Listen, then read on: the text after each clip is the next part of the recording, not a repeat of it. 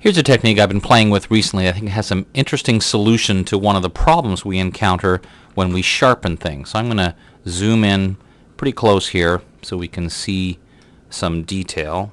Let's keep zooming in. There we go.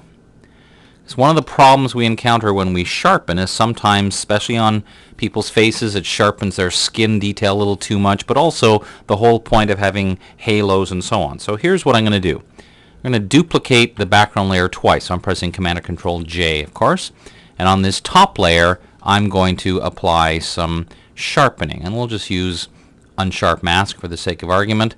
And I'm also going to use numbers that are a little higher than I normally would, because I really want you to see the effects of this, but I wouldn't necessarily use these numbers. But I'm deliberately trying to have it happen so we start to see some of the, for example, the detail in her skin coming out a little bit too much, a few little halos here and there. So let's make this pretty obvious. Now again, you wouldn't normally go this high, but I think you'll find it'll be easier to see the results. Whoops, that was a wrong tool there.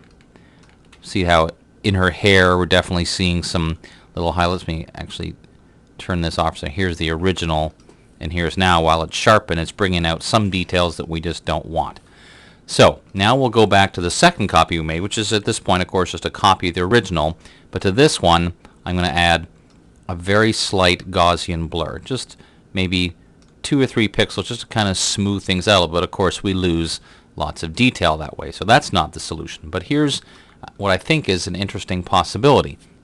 Go back to the top layer now. So I have a sharpen layer sitting on top of the blurry layer. I'm going to double click on that layer to open up the layer style dialog box, but more importantly, these blend if sliders. And if you haven't played with this before, the basics of this is on this layer, if I want anything that's lightly colored to be see-through, to let the underlying layer show, I would move this slider here.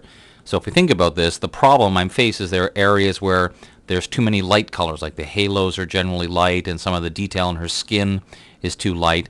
So I'm going to pull this over, and I'm going to move it out of the way so you can see what I'm doing. But see what's happening right now. It looks, of course, completely artificial. Something like that. It's definitely way too much. But one of the ways we can really play with these blend if sliders, if I hold down the Option or Alt key, then I can split these in two. And now pull this back to make it a little less obvious.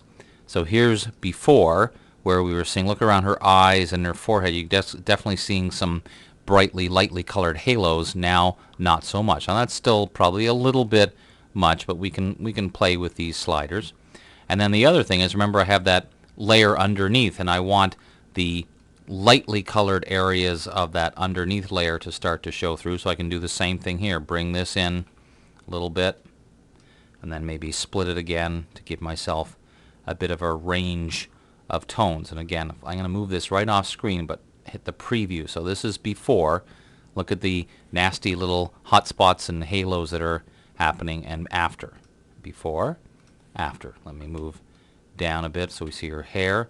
This is what the sharpening looked like. Notice some of the noticeable halo type areas, and then after, look at that, the halo just goes away completely. Now the other thing that you can also try, and depends on the image itself, in this case I'm going to try changing the knockout to deep, which means it will not only look at the layer immediately below, it'll look at all the layers below, so it'll start to look down at the original photograph as well. So let's see what we've got here. Just try and pick a representative area. Here's the original, looking not as sharp as it could be. Here's what it looked like. Well, I can't really show you because the sharpening also already has taken effect. And then here's with our little glowing layer underneath. So if you're sharpening something and you're not getting results you want, check this out. I think it has some really interesting possibilities. So you may be wondering how an idea like this comes up. Well, honestly, it's just taking some experimentation, playing around with, I was playing around with the blend if sliders and thinking, what else could I do with this? And then realized the way that it worked. And all of a sudden, you know, that inspiration hits and you're like, oh, and you hear like the choir, oh, you know, and it's just, you know, it's a good idea that has some great potential. So I hope you will enjoy it. I'm Dave Cross. Oh, I'll see you next time.